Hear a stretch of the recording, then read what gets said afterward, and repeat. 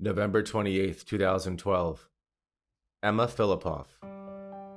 26-year-old female Emma Fillipoff was last seen at the Empress Hotel in Victoria, British Columbia on November 28th, 2012. The young woman had moved to the beautiful Canadian West in search of personal freedom and growth. Despite difficulties getting settled into her new home, Emma had plans to try the van life, only she would never make it onto the road. Did the young woman fall victim to a stalker or other foul play? Or did her personal struggles with mental health get the better of her, pushing her to disappear the very day her mother arrived in town to bring her home?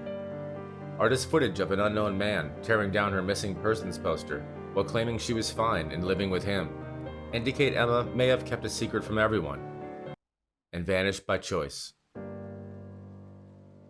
In the fall of 2011, Emma Fillipoff decided to make one of her dreams come true and move from her hometown of Perth, Ontario, to explore the wilderness and beauty of Canada's west coast. Although she would arrive in Victoria without a job or place to live, the young woman was confident things would work out, and she even told friends she believed something amazing would happen out in British Columbia. In the first few months, Emma was staying with a friend and working at a cafe while looking for her own place.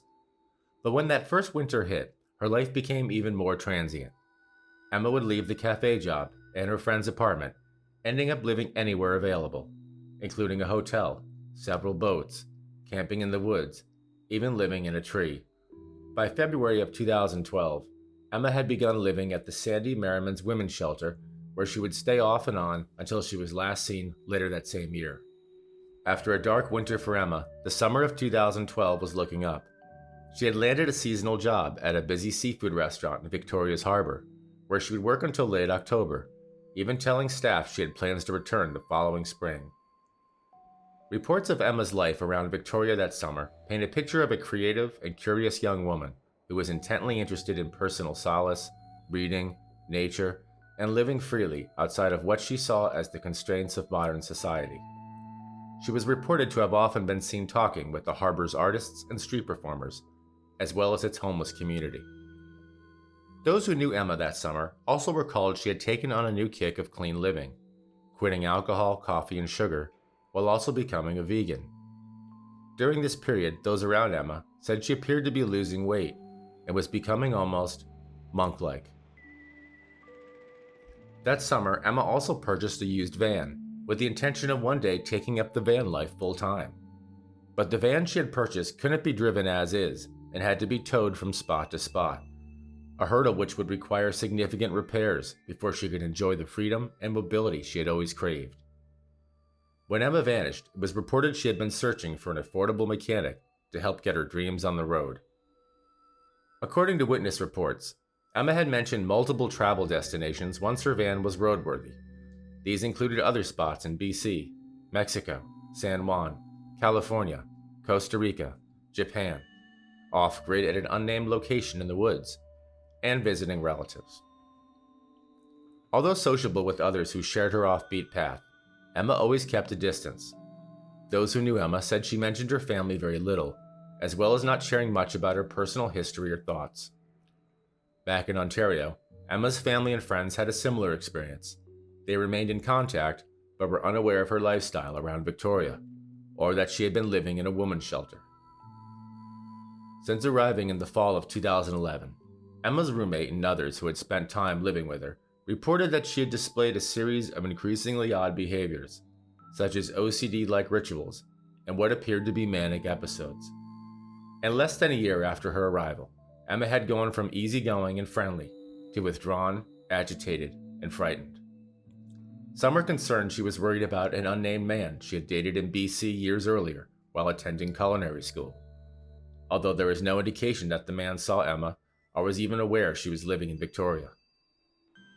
In the weeks before her disappearance, staff and friends at the women's shelter observed Emma acting in extreme ways they described as depicting symptoms of paranoia and depression.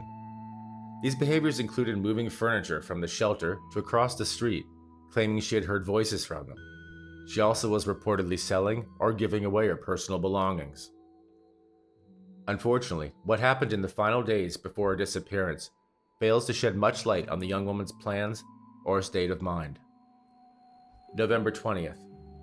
Emma was seen on CCTV at the Victoria YMCA, apparently entering and leaving the building several times over a 14-minute period. Some have speculated she appeared to be hiding from someone, although that's unclear in the footage. November 23rd.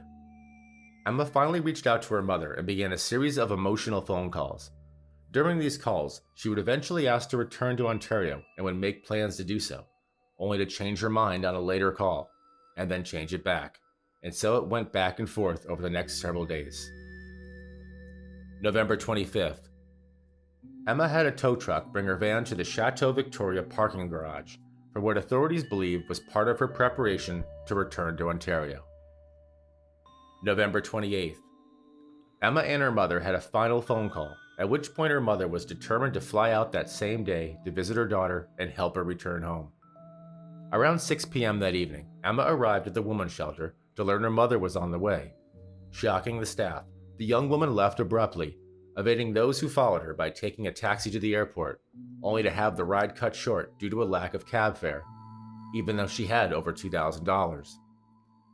Around 7 p.m., an hour after storming out of the shelter, Emma was recognized by an acquaintance walking barefoot outside the Empress Hotel in Victoria. This prompted them to make a call to police and report a woman in distress. Unbelievably, when the police arrived, Emma was still there, and they were able to speak with the troubled young woman for over 45 minutes, ultimately letting her go after concluding she seemed to be no threat to herself or anyone else. That would be the last time anyone would see Emma Fillipoff. When Emma's mother arrived at the shelter around 11 p.m. that evening, her daughter was nowhere to be found. After Emma was a no-show for the shelter's midnight check-in, she was reported to the police as a missing person. At the time of her disappearance, Emma was believed to be in an extremely vulnerable and emotional state.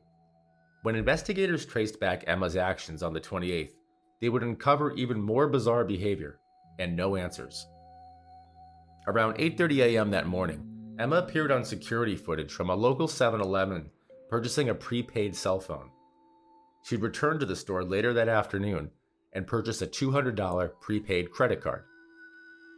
Following her disappearance, authorities and volunteers searched the greater Victoria area, including its many parks and islands, even putting a dive team into the harbor. Police would eventually receive over 200 tips about Emma, including several unconfirmed sightings, but ultimately came up with no new information as well as no indication she had left the island or where she may have gone.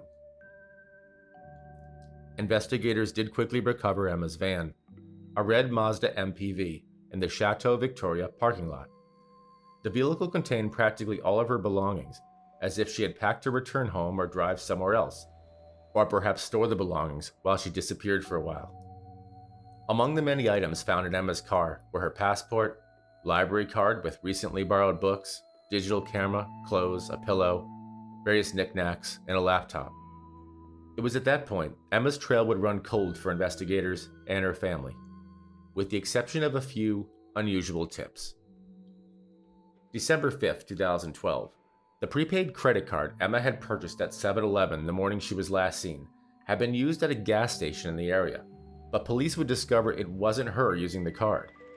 Instead, the car was used by a transient local man who claimed he found it a week earlier, but had been drinking too much to recall the exact location.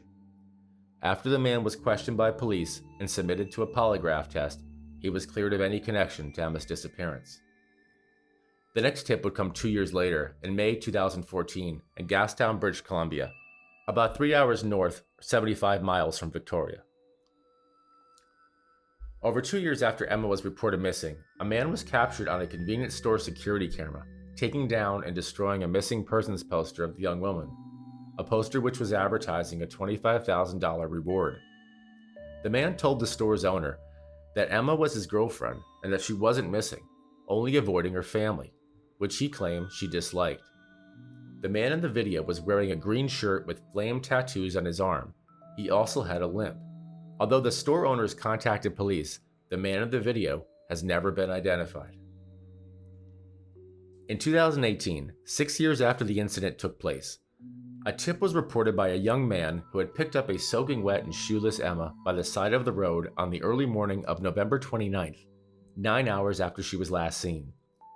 This is significant because it's the first time Emma was confirmed as being seen after the evening of the 28th. The man who was on his way to work stated she was heading to a friend's place in Colwood, on the island about 10 miles from Victoria, but he was unable to make it there, so he dropped her off at a Petro-Canada gas station before continuing to work. The man would later claim he didn't make the connection at the time that the woman he picked up was Emma, later telling Emma's mother he was also worried he'd be implicated in her disappearance, although she has said she doesn't believe he was. The man claims Emma was calm while driving in the car, but otherwise appeared to be paranoid and in distress. Emma's disappearance has been widely covered by Canadian media and true crime channels, but yet no information has come to light, and her family and authorities are no closer to understanding what happened or where she is, although her mother does believe she left Vancouver Island. So what did happen to Emma Fillipoff? Did she choose to disappear and start a new life, rather than face her mother who had come to bring her home? Had she ended up missing by choice, in a relationship with the man who took down the poster in the store? Or was she being held against her will by the same man who took down the poster? Or is there another part of the story that explains her staying in the women's shelter? Was she being stalked, or had she been threatened by someone? Had she made a plan to go off the grid that she never told anyone about? Or did the symptoms of her mental health observed by those around her eventually get the better of the young woman? In late 2021, 9 years after she was last seen, Victoria Police released several before-unseen photos of Emma in a hope they may trigger a memory and keep her case in the public eye. Emma's family is still actively searching for her and simply requests she contact them and let them know she is safe. Emma doesn't have a history of drug use or a criminal record. She's known to be a big fan of libraries, children, and animals. She may be caring for an elderly person or living outdoors. She's described as shy and quiet with an artistic, sensitive personality. Emma Fillipoff is 5'5", 90 to 110 pounds, with typically very long light brown hair and brown eyes. She has a tan complexion and likes to wear knitted hats. She had no known piercings or tattoos at the time she was last seen. If you have any information about the whereabouts of Emma Fillipoff, or if you recall meeting her in another city or campground, or road, or restaurant, please contact Victoria Police Department or call Crime Stoppers anonymously at 800-222-TIPS.